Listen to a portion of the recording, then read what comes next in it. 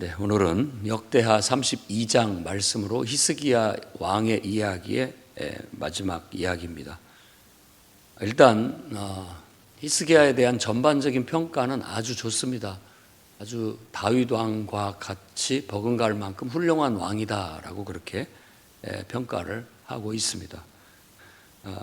그가 한 일 때문에 그래요. 일단은 이스라엘의 왕들이, 하나님이 세우신 왕들이 하나님 앞에 충성된 것을 가장 높게 칩니다.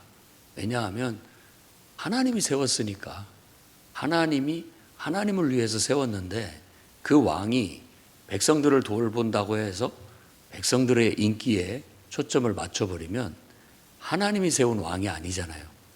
그래서 왕이 됐을 때 가장 중심을 보는 것은 그가 하나님께 충성되냐, 그겁니다. 어쩌면 교회도 똑같습니다. 교회 안에서 우리가 주님을 위해서 일꾼으로 선택되고 또 일꾼이 돼서 섬기는 건 무엇보다도 항상 하나님께 충성돼야 됩니다.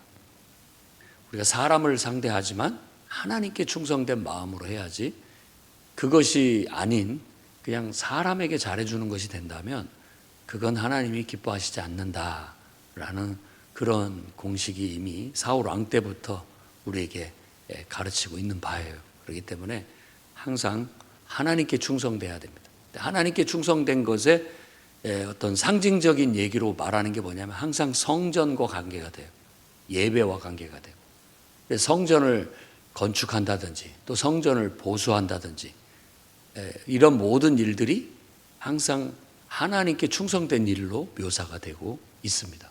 그래서 앞에서 벌써 31장, 30장 얘기한 것이 닫힌 성전 문을 열었고 청소해냈고, 그리고 다시 모든 것들이 정상으로 기능할 수 있도록 제사장과 레위인들의 역할을 다시 할 수 있도록 만들었고, 그들이 그런 역할을 할 수 있도록 또 11조와 헌물들을 백성들이 풍성히 드릴 수 있도록 했다.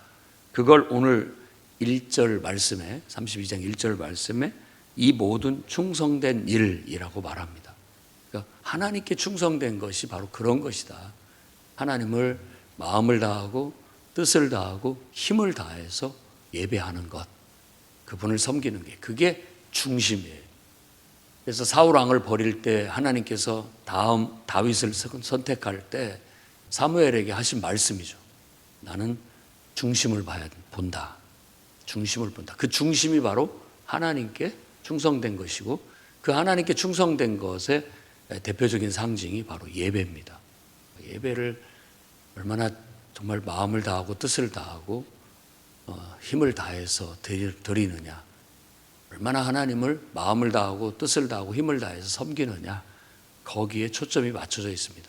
그래서 목회자인 저를 위해서도 기도해 주시고, 제가 그런 하나님의 종이 돼서 여러분들을 섬기는 게 마땅하고, 또 여러분 가운데 세워진 일꾼들도 지도자들도 반드시 그래야 됩니다. 정말 그들이 하나님께 충성된 일꾼이 되게 해달라고. 그 하나님께 충성됨이 곧 하나님이 맡겨주신 영혼을 돌보는 것으로 나타나지만 잊어서는 안 돼요. 하나님께 충성됨 없이 사람하고만 친해지는 건, 그건 별 의미가 없다라는 거고, 오히려 한쪽으로 치우친 것이라는 거, 그런 것을 보여줍니다. 그 다음에 이렇게 하나님 앞에 충성되면 하나님께서 복을 주신다라는 것이 성경의 가르침이에요. 그래서 내가 부와 귀를 얻고 영광을 얻게 된다라는 거예요. 그래서 솔로몬의 부와 귀에 대해서도 얘기를 하고 있습니다. 당연하죠. 영적으로 하나님 앞에 바로 서면 하나님께서 인격을 바로 세우게 하고, 또 더 나아가서는 자신의 하는 모든 일들을 남다르게 잘할 수 있도록 탁월하게 하시고, 모든 세계 위에 높여주겠다라고 하시는 말씀 그대로 우리를 높여주시고 영광을 얻게 합니다. 그래서 내가 하나님께 충성되면 하나님도 나한테 잘해주시는 거예요. 그러니까 상호적인 겁니다. 먼저 대접을 받고자 하는 대로 대접을 해라. 내가 하나님 앞에 충성되면 하나님께서 나한테 충성된다고, 그 표현이 좀 어울리지 않지만 내게 복을 주시는 거죠. 그게 성경의 원리고 영적인 원리입니다. 그 원리대로 하루하루 살아가는 저와 여러분이 되면 좋겠습니다. 근데 오늘 이 32장 마지막 말씀은 하나님께서 이 히스기야를 시험하시는 이야기, 시험한다. 뒤에 31절 말씀 보면 바벨론 방백들이 히스기야에게 사신을 보내요. 그 땅에서 나타난 이적을 물을 때에 하나님이 히스기야를 떠나시고 그의 심중에 있는 것을 다 알고자 하사 시험하셨더라, 이런 거거든요. 근데 일단 시험하신 게 뭐냐면 아수르 왕 사네립을 보내요. 그때 당시에 대제국이었죠. 아수르는 조그마한 우리나라가 뭐 미국을 상대로 싸우는 것 같은 거의 뭐 불가능한 전쟁 같은 느낌입니다. 왜냐하면 거기는 대제국이고 우리는 소왕국이기 때문에 뭐 싸워도 그게 되지 않을 싸움은 분명합니다. 그런데 이때 사네립이 쳐들어와요. 그래서 몇몇 성읍을 점령을 하고 이렇게 하는데, 그런 일들을 당했을 때 히스기야가 어떻게 하는지를 시험하는 거예요. 좋을 때, 잘 되게 했을 때의 우리의 모습과 그 다음에 어려움을 당했을 때 우리의 모습이 다를 수 있습니다. 시험하신다는 것은 뭐냐면 그 마음이 그런 상황에서도 하나님께 충성되냐, 하나님을 의지하느냐, 하나님을 믿고 행동하느냐, 그걸 보는 겁니다. 그게 바로 시험이죠. 그러니까 그 말은 곧 시험이라는 것은 한 단계를 더 높아지는, 더 믿음이 연단돼서 성장하고 발전하는 그런 과정을 갖게 되는 거예요. 그래서 신약성경에도 하나님은 사람을 시험하지 않는다라고 하고 사람의 욕심이 시험을 부르는 것이다 라고 그렇게 얘기를 하고 있습니다만, 그 말은 무슨 말이냐면 하나님이 우리를 이렇게 넘어뜨리려고, 우리를 잘못되게 하려고 하시는 분은 아니다라는 뜻이에요. 하나님은 우리를 더 세우고 더 성장시키는 분이라는 거예요. 그런 의미에서 여기서 긍정적인 의미의 시험이라고 볼 수가 있겠어요. 그래서 아수르 왕 사네립이 이렇게 침입을 하자 아니나 다를까 히스기야는 믿음의 사람이었고 하나님께 충성된 사람이었기 때문에 기도하면서 만반의 준비를 합니다. 그래서 우리는 소왕국이지만 연설을 하는 거예요. 저들보다 우리가 더 세다. 우리 함께 하시는 분이 더 힘이 있다. 그러면서 이제 다시 성벽을 보수하고 망대를 쌓고 외성을 쌓고 또 물을 저장을 해서 밖으로 흘러가지 못하게 하고, 적들은 물을 먹지 못하게 하고 예루살렘 성에서만 물을 먹을 수 있도록 물을 차단하고 관리를 했던 거예요. 이때 이제 이 히스기야가 잘한 것이 바로 그거죠. 그래서 이 실로암 못을 만드는 사람이 이 히스기야입니다. 그리고 왕궁으로 이렇게 통하는 수로를 땅굴로 파가지고 물을 관리했던 사람이 히스기야 왕이에요. 지금도 성지순례를 가면 그것을 돌아볼 수 있게 해준다고 하죠. 아무튼 그걸 잘했습니다. 과연 믿음으로 맞서는 걸 보고 하나님께서는 아마 과연 네가 제대로 된 믿음을 갖고 있구나, 충성되구나 라는 걸 알았다고 생각할 수 있습니다. 그런데 계속해서 이제 예루살렘 성을 포위하고 사네립이 이제 열왕기에 그런 얘기가 자세히 나와 있고 또 히스기야 왕의 이 얘기는 이사야서에도 나타나 있습니다. 그래서 우리가 이 역대기의 히스기야 왕에 대한 얘기를 하려면 이때에 활동했던 이사야의 예언서에도 나타나 있고 열왕기에도 나타나 있는데, 우리가 이 사네립이 보낸 랍사게라고 하는 사람이 말로 막 히스기야와 이스라엘 유다 백성들을 향해서 연설을 하는데, 너희 하나님이 너희를 지켜준다고 생각하지 마라. 그건 거짓말이다. 지금까지 어떤 신도 내 앞을 막지 못했다. 이런 말로 하나님을 비방하고 모욕을 합니다. 그것을 두 번에 걸쳐서 해요. 한 번은 연설을 통해서 하고 또 한 번은 편지를 통해서 하고. 그러자 히스기야는 이런 상황에서 어떻게 반응을 했느냐. 바로 20절 말씀에 선지자 이사야와 더불어 하늘을 향하여 부르짖어 기도했다라고 얘기합니다. 이게 바로 시험에 통과하는 거죠. 이런 상황에 하나님 앞에 그 편지를 펼쳐놓고 부르짖고 기도한다는 것은 그가 군사력을 의지하지 않고 사람을 의지하지 않고 하나님을 믿는 믿음의 힘으로 이기고자 하는 중심이 바로 됐다라는 걸 보여주고 있는 거예요. 우리가 배워야 할 신앙의 정신이죠. 우리도 어려움을 당했을 때, 낙심될 때, 기도가 안 될 때, 정말 예배드리기가 마음이 내키지 않을 때, 그런 것들이 주어지는 것은 외부의 부정적인 영향이나 또 내부의 어떤 시험이나 이런 것들이 들어올 때거든요. 이럴 때 우리가 어떻게 그걸 극복하는지를 하나님이 보고 계시는 거예요. 그럴 때 하나님을 찾아 하나님을 의지하고 부르짖고 기도하면 승리하는 것이고 하나님의 시험을 통과해서 한 단계 더 믿음이 성장해 나아가는 것입니다. 그래서 우리가 그런 태도를, 그런 신앙을 본받고 실천할 수 있기를 바랍니다. 이렇게 기도했더니 하나님이 즉각 응답하십니다. 그래서 사내립이 갑자기 퇴각하게 되는데 여기에서 표현이 재밌습니다. 아수르 왕이 낯이 뜨거워 고국으로 돌아갔다. 그리고 돌아갔을 때 성전에서 그의 몸에서 난, 그러니까 자기 아들이 칼로 죽였다라고 그렇게 얘기합니다. 살해당하죠. 그러니까 왜 갑자기 퇴각했는지에 대한 자세한 얘기는 잘 하지 않고 또 열왕기에는 더 자세한 얘기를 하고 있습니다만은 전체적인 이런 묘사로 봤을 때 내부에 반란이 일어났다고 봅니다. 반란이 일어난, 그러니까 그 반란에 의해서 그가 돌아가고 퇴각하게 됐고 결국은 거기서 죽임을 당하게 됐다라는 거예요. 하나님을 비방하고 어떤 신도 내 앞길을 못 막는다.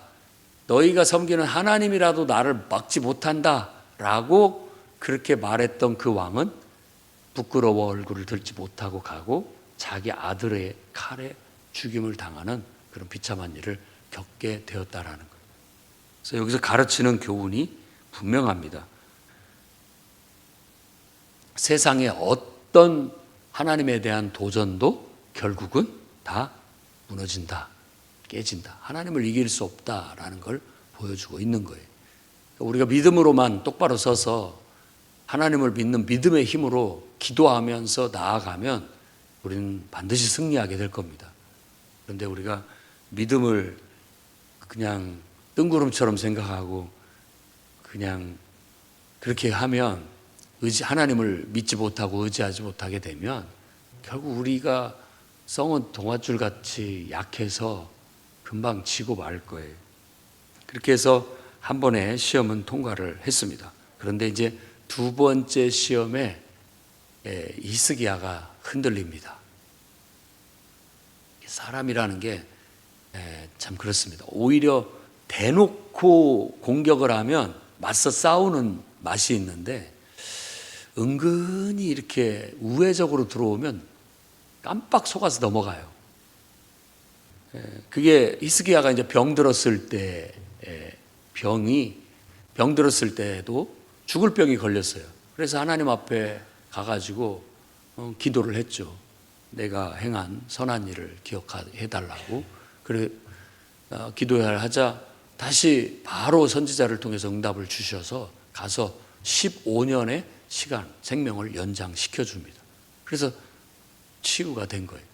그러니까 그 병이 들어서 죽으려다가 살아난 것이 마치 아수르 사내립에 의해서 나라가 망할 뻔했는데 갑작스런 퇴각을 통해서 나라가 다시 살게 된 것과 이렇게 섞여 보이는 거예요.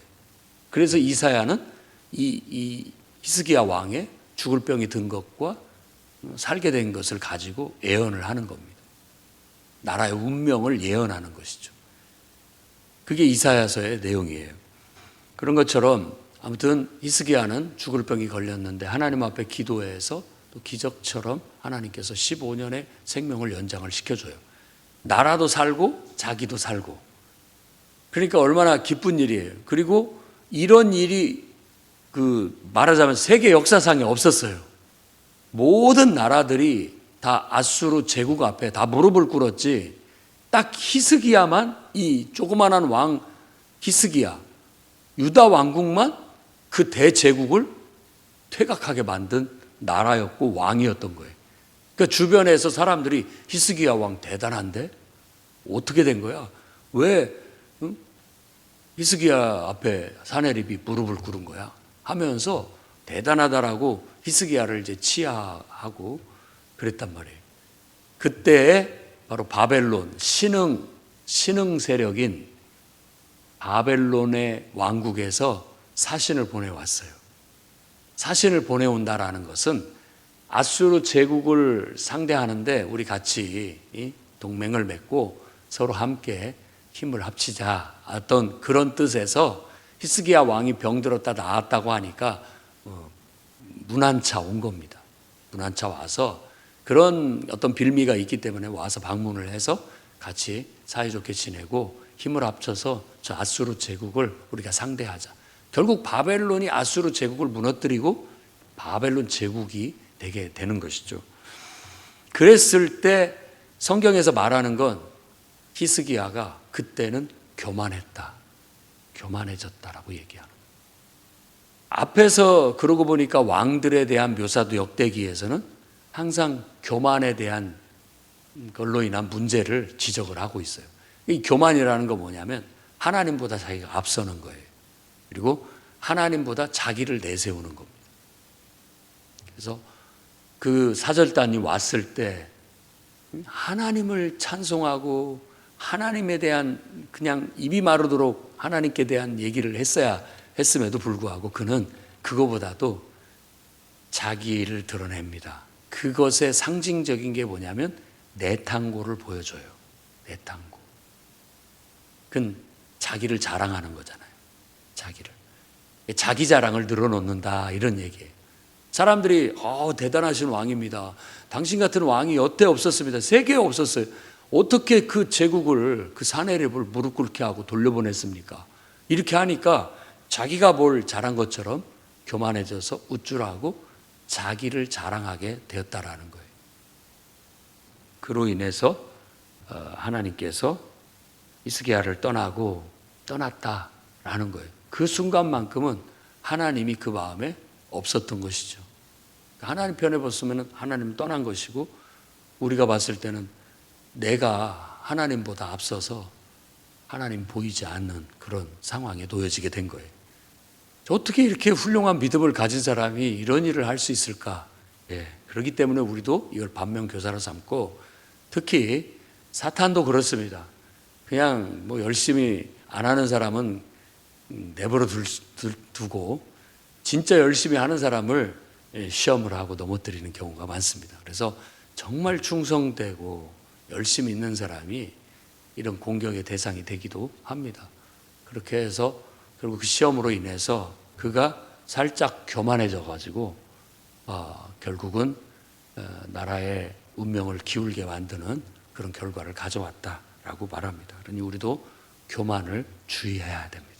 특히 내가 뭔가를 잘했을 때, 뭔가를 했다고 생각했을 때 그것이 생각난다면 그건 지금 내가 교만한 겁니다. 자만하는 거예요. 하나님의 은혜가 느껴지고 다 하나님의 은혜였다, 내가 한 것이 없다, 이게 가장 올바른 상태예요. 알고 보면 하나님의 은혜만 우리는 드러내야 돼요. 그래서 에베소서 2장 말씀도 은혜로 말미암아 믿음으로 구원받은 거예요. 내가 아무리 하나님을 믿어도 하나님이 은혜를 베풀지 않으면 아무짝에 쓸모없습니다. 꽝이죠.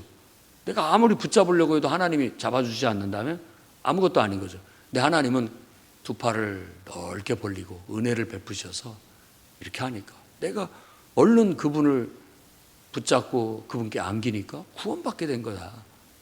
그러니까 내가 그분을 붙잡았고 그분께 안겼다라는 것이 중요한 게 아니라 그분이 나를 받아주셨다라는 것이 더 중요한 문제다. 그래서 항상 은혜만 자랑해야지 내 행위를 자랑하면 안 된다라는 게 에베소서 2장 말씀에서 핵심이에요. 내가 뭘 했다라고 생각하는 것 자체가, 그것 자체가, 나를 드러내는 것 자체가 성경에서는 불신앙이라고 가르치고 있는 거예요. 그래서 온전한 사람들도 이렇게 한순간에 넘어지는 것이 있다라는 거. 그리고 잠언서 말씀에서도 선줄로 생각하는 자는 넘어질까 조심해라. 내가 섰다고 생각하는 그 생각 자체가 문제라는 거예요. 그것 자체가 벌써 교만이고 자만이라는 거.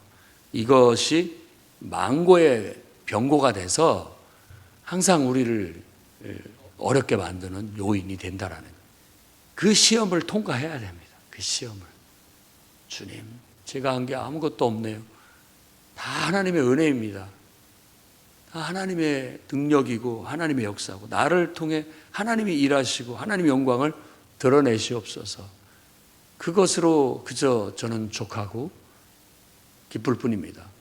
그 침례 요한이 고백했던 말처럼 그는 흥하여야 되겠고 나는 망하여야 된다. 이런 말, 그 말의 진의를 알아들을 수 있어야 되겠고, 나는 주인공이 아니고 나는 그 주인공의 친구인데 그 친구가 그 주인공이 잘 돼서 영광을 얻는 것을 보고 나는 기뻐한다. 그가 잘 됨으로써 나는 기쁘다. 하나님이 영광이 드러나니까 그냥 나는 친구처럼 그 옆에 있는 들러리처럼 기쁠 뿐이다. 이게 가장 온전한 충성된 신앙이라고 볼 수 있는 거예요. 히스기야가 그런 면에서 살짝 흔들렸고, 그로 인해서 하나님의 진노가 임하게 됐다라고 그렇게 말함으로써 국가의 운명이 이제 다시 또 기울어서 멸망으로 가게 되는 그런 하나의 또 분기점이 되기도 합니다. 하지만 하나님이 그를 사랑하셔서 그의 살아생전에는 그런 일이 있지 않게 하겠다라고 그렇게 얘기함으로써 그의 명예는 끝까지 지켜주셨다라고 얘기합니다. 우리도 항상 정말 히스기야처럼 하나님께 충성된 항상 예배자가 될 수 있어야 되겠고, 어려움이 닥쳤을 때 하나님을 철저히 의지하고 기도함으로 해결해 나가시기를 바라고, 뭔가 좀 잘했다고 생각됐을 때 나를 드러내지 않고 끝까지 하나님께만 영광 돌림으로써 중심을 똑바로 잡고 마지막까지 흔들림 없이 신앙을 잘 완수해 나아갈 수 있기를 주의 이름으로 축원합니다. 기도하겠습니다. 거룩하신 주님, 히스기야의 신앙을 통하여 우리에게 교훈을 주신 하나님을 찬양합니다. 우리도 하나님께 충성된 일꾼들이 되게 주옵소서. 누구보다도 마음을 다하고 뜻을 다하고 힘을 다해 하나님을 예배하고 섬기게 주시옵고, 우리 인생에 닥친 감당할 수 없는 어려움과 위기와 낙심과 절망 앞에서 항상 기도로 싸워 이기게 해 주시옵소서. 어떤 순간에도 하나님 앞에 나를 내세우지 않게 하시고 교만하거나 자만하지 않게 하셔서 중심을 똑바로 잡고 마지막까지 하나님께 충성된 일꾼으로 살다 천국에 들어가게 해 주옵소서. 예수님 이름으로 기도드립니다.